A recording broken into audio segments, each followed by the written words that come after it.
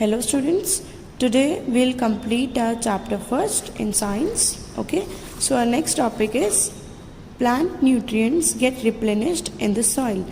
Plant के nutrients जो कि सॉइल में फुलफिल हो जाते हैं, कैसे कंप्लीट हो जाते हैं.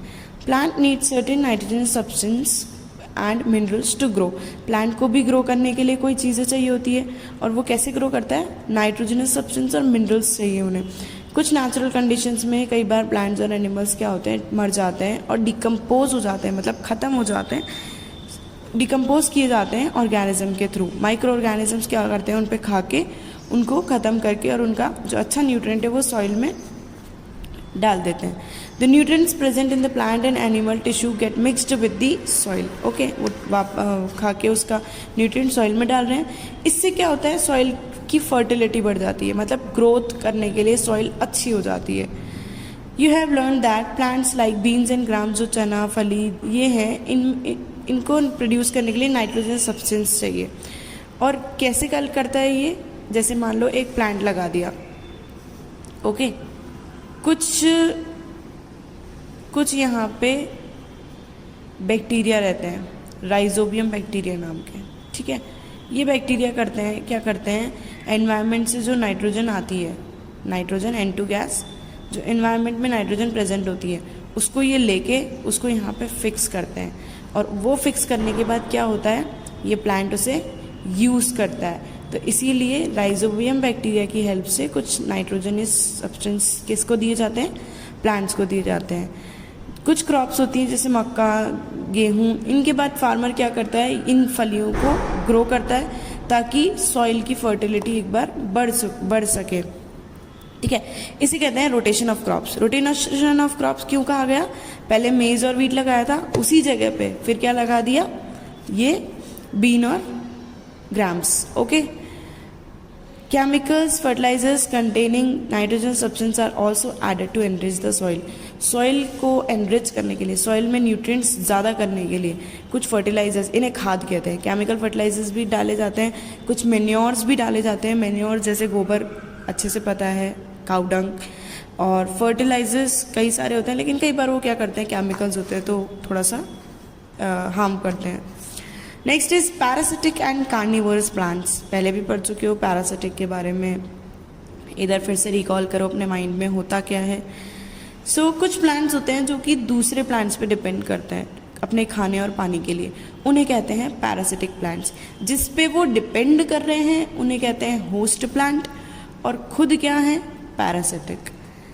ठीक है, the plant on which parasitic plant grows, जिस पे वो ग्रो कर रहे हैं उन्हें होस्ट प्लांट कहते हैं. पैरासिटिक प्लांट्स की कुछ स्पेशलाइज्ड रूट्स होती हैं जो कि अंदर तक पेनिट्रेट करती हैं होस्ट प्लांट के. जैसे ये होस्ट प्लांट है सपोज, मतलब इसमें डायग्राम में इतना क्लियर नहीं है तो मैं ऐसे बता दूंगी. ये होस्ट प्लांट है. अब इसके पास में जो पैरासिटिक प्लांट होगा, इसकी रूट्स इसके अंदर तक पेनिट्रेट करेंगी ताकि इसके अंदर का जो सारा न्यूट्रिएंट है वो ये ले सकें. ओके, और एब्जॉर्ब कर सकते हैं न्यूट्रिएंट और वाटर इनसे. पैरासिटिक क्या करता है, होस्ट को पूरी तरह से डैमेज कर देता है, ख़त्म कर देता है. दो एग्जाम्पल दे रखे हैं यहाँ पे, मिस्टलटो एंड कस्केटा आर पैरासिटिक प्लांट्स. ये दोनों पैरासिटिक प्लांट्स हैं. इसके डिफरेंट तुम्हें पिक्चर्स दिखा दिए गए हैं, बट इनमें भी थोड़ा सा डिफरेंस है. Like Cuscuta plants do not have chlorophyll, therefore they can not make their own food. ये अपना खाना नहीं बना सकते हैं. पूरी तरह से ये किस पे डिपेंड है, होस्ट प्लांट पे. किसके लिए, फूड और वाटर के लिए. इसीलिए इन्हें टोटल पैरासाइट कहा जाएगा. टोटली डिपेंड है वो दूसरे प्लांट पे, और ये प्लांट को किल कर रहे हैं जिस पे वो ग्रो रहे हैं. बट मिस्टलटो के साथ ऐसा बिल्कुल नहीं है. मिस्टलटो क्या है, कॉमन पैरासाइट है, प्लांट है जो कि ग्रो करता है मैंगो, टीक और चीकू पे. मिस्टलटो जो है टोटल पैरासिट है. इसमें इसके पास क्लोरोफिल, टोटल पैरासिटिक नहीं है, इसके पास क्लोरोफिल है और अपना थोड़ा बहुत खाना ये खुद बना देता है. बट डिपेंड भी करता है किस पे, होस्ट प्लांट पे, वाटर और कुछ न्यूट्रिएंट्स के लिए. Okay, here is carnivorous plants जो होते हैं. कार्निवोरस मतलब जो कि दूसरे पे डिपेंड होकर उसका मीट खा लेते हैं. हम एनिमल्स की बात करते हैं तो ये प्लांट्स क्या करते हैं, दूसरे पे ग्रो करते हैं. ठीक है, Venus flytrap and pitcher plant are adapted to grow in soil that do not have enough minerals. जिनके पास खुद के इनफ मिनरल्स नहीं होते और उन दूसरे प्लांट से अपना लेते हैं, मिनरल्स लेते हैं, उन्हें कार्निवोरस प्लांट्स कहते हैं। These plants feed on insects to obtain minerals present in their bodies. अब ये क्या करते हैं, इंसेक्ट्स के ऊपर फीड करते हैं और अपनी बॉडी से मिनरल्स को, अपनी बॉडी के लिए मिनरल्स की रिक्वायरमेंट पूरी करते हैं। जैसे एक वीनस फ्लाई ट्रैप की बात करें, एक पिचर प्लांट है, जिससे पिचर प्लांट क्या है, प्लांट उसकी लीफ कैसे हो जाती है, इस तरह से हो जाती है, ऊपर से ढक्कन हो जाता है। ये मान लो ये पिचर प्लांट की लीफ है और ये ढक्कन है। अब जैसे ये ढक्कन खुला रहता है, जैसे ही कोई लीफ इधर आके, कोई इंसेक्ट इधर आके बैठा तो ये ढक्कन बंद हो जाता है और वो पूरी तरह से उसको, प्लांट के अंदर इंसेक्ट को ले लेता है और अच्छे से खा लेता है। Okay, here is our activity time. See, here is your activity. Carbon dioxide is necessary for photosynthesis. CO2 necessary क्यों है फोटोसिंथेसिस के लिए? प्लांट्स को CO2 चाहिए तभी वो कर सकते हैं और O2 छोड़ते हैं। पोटेड प्लांट पहले एक पोटेड प्लांट लिया, पोटेड प्लांट मतलब गमला लिया, जिसमें जो गमला है उसमें लीव्स जो हैं लॉन्ग हैं। 2 दिन तक उन्हें डार्क में रखा ताकि उनका डिस्टार्च हो जाए, मतलब जो पत्तियों से क्लोरोफिल था वो निकल जाए। फिर उसके अंदर कुछ थोड़े से अमाउंट में लिटिल कंसनट्रेटेड, देखो कंसनट्रेटेड का मतलब होता है प्योर। 1-2 शब्द सुनेंगे आप, कॉन्सनट्रेटेड एंड डाइल्यूटेड।